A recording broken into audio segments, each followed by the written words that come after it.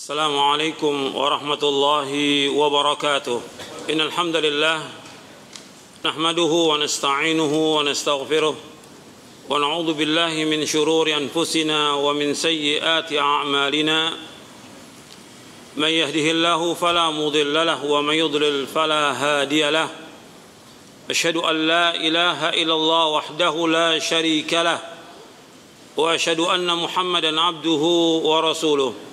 Bahwa syarat untuk masuk surga itu dengan tauhid. Gak bisa orang masuk surga tanpa tauhid. Jadi harus dengan tauhid.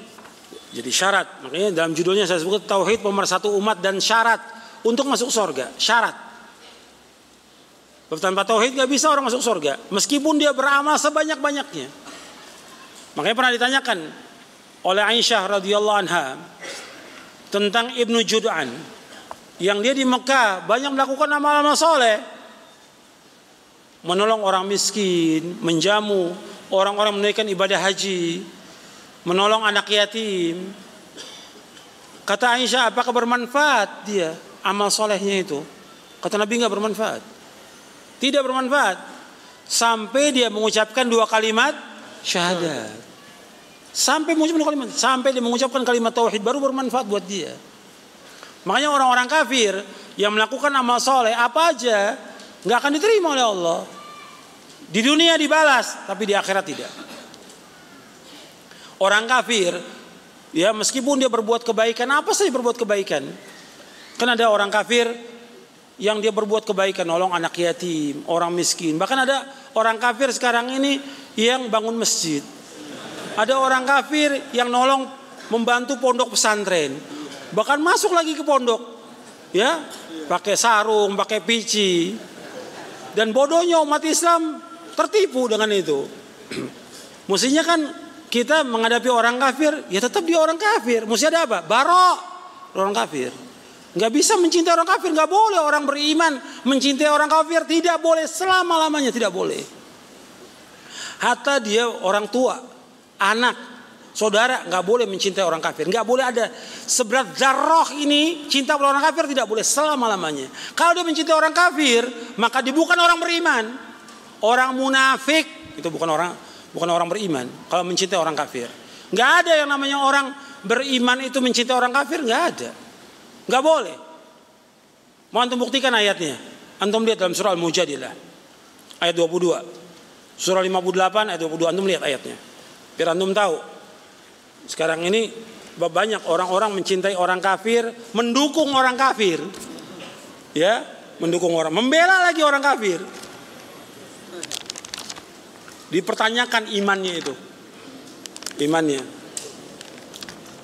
Antum lihat di surah Al-Mujadilah surah 58 di ayat 22. Ayat 22. Allah berfirman, la tajidu qauman yu'minuna billahi wal yawmil akhir yuwadduna man hadallaha wa rasulahu walau kanu aba'ahum aw abna'ahum aw ikhwanahum aw ashiratahum ulaika kataba fi qulubihimul iman wa ayyadahum bi ruhin min wa yudkhiluhum jannatin tajri min tahtiha al-anharu khalidina fiha radhiyallahu anhum wa radu an ulaika hizbullah ala inna hizballahi humul muflihun. Engkau tidak akan dapati satu kaum yang beriman kepada Allah dan hari akhir saling mencintai kepada orang-orang yang menentang Allah dan Rasulnya, meskipun yang menentang itu bapak mereka atau anak mereka atau saudara mereka atau keluarga mereka. Allah sudah tuliskan pada hati mereka orang yang beriman itu, yaitu iman, dan Allah telah kuatkan mereka dengan pertolongan daripadanya. Dan Allah masukkan mereka ke dalam surga yang mengalir di bawahnya sungai-sungai yang mereka kekal dalamnya selama-lamanya. Allah redha kepada mereka, mereka pun redha kepada Allah. Mereka adalah golongan Allah. Ketahuilah sungguhnya golongan Allah itu orang-orang yang menang.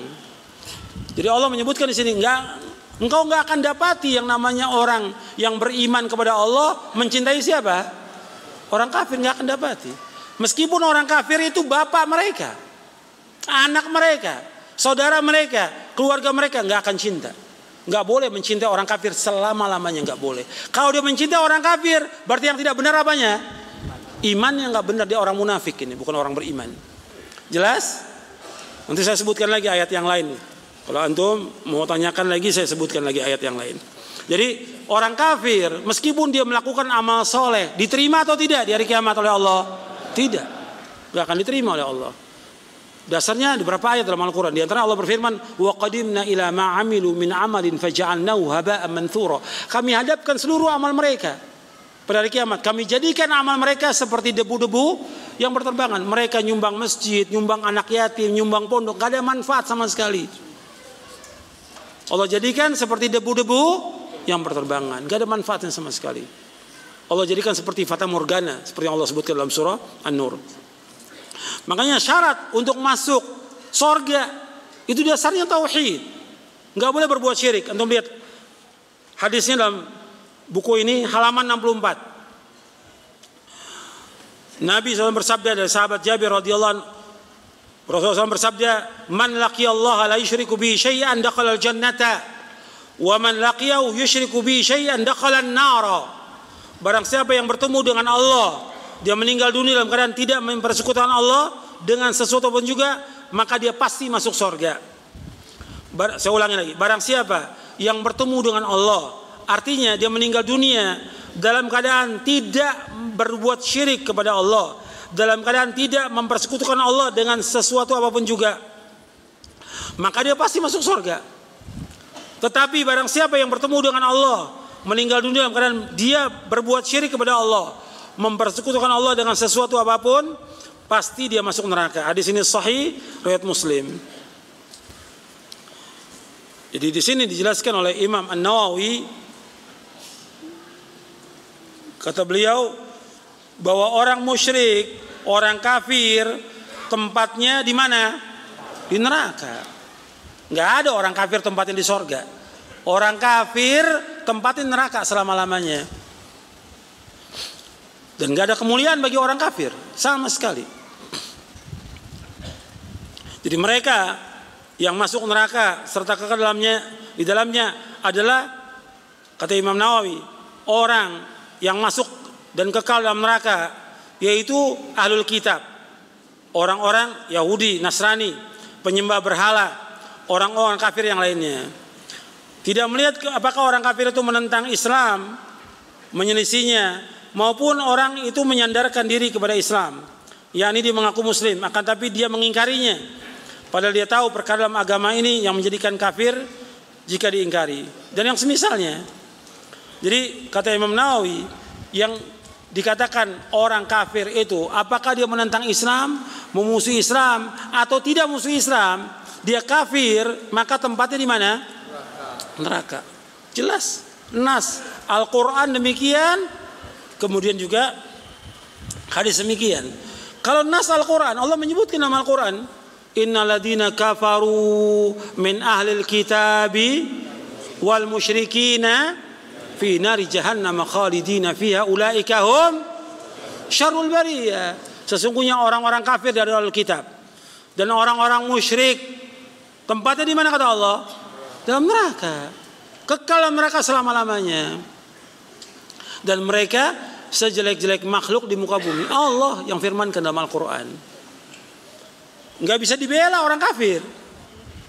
Sehebat apapun, apakah dia jujur, dia amanah, segala macam, nggak bisa dibela. Kafir tetap kafir, tempatnya di neraka. Menurut Al-Quran, nggak boleh dibela. Nas Al-Quran, mau nentang Al-Quran, tambah lagi ntar yang melecehkan Al-Quran akhirnya.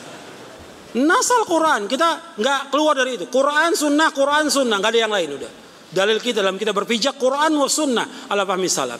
Bukan kata ustad, bukan kata dai, bukan kata kiai, bukan kata yang lain. Kata dalil dari Quran dan sunnah. Itu yang wajib kita ikut. Itu jalan selamat dunia dan akhirat. Dan ini yang wajib diawakan kepada umat tentang tauhid. Tauhid harus kita jelaskan kepada umat bahwa orang yang mentauhidkan Allah itu akan dijamin dengan apa? Dengan surga. Kalau mereka berbuat dosa, mereka berbuat maksiat, kalau tauhidnya benar, Allah akan ampunkan dia. Allah akan ampunkan. Karena Allah berjanji demikian. Kalau orang-orang yang mereka mentauhidkan Allah Subhanahu wa taala, tetapi dia masih berbuat kesalahan, kekeliruan sebagai anak Adam, manusia, tapi tauhidnya lurus, akan diampunkan dosanya. Antum lihat di halaman 42 Antum lihat halaman 42. Dari Anas bin Malik radhiyallahu anhu, aku pernah mendengar Rasulullah bersabda, Allah SWT berfirman, ya ibna Adam, lau ataitani bi qurabil ardi khataya, thumma lakitani la tusyriku bi syai'an, la ataituka bi qurabiha maghfiratan. Wahai anak Adam, seandainya kamu datang kepadaku dengan dosa sepenuh bumi, sedangkan ketika meninggal kamu berada dalam keadaan tidak mempersekutukan aku dengan sesuatu apapun juga, niscaya aku akan datang kepada kamu memberikan ampunan kepada kamu sepenuh bumi pula. Hadis ini sahih riwayat Tirmidzi, Ahmad, Darimi. Dan ini menunjukkan apa? Keutamaan tauhid.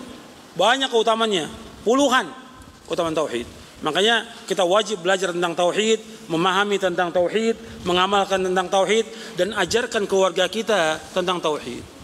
Makanya antum lihat Abul Anbiya, bapaknya para nabi. Siapa bapaknya para nabi?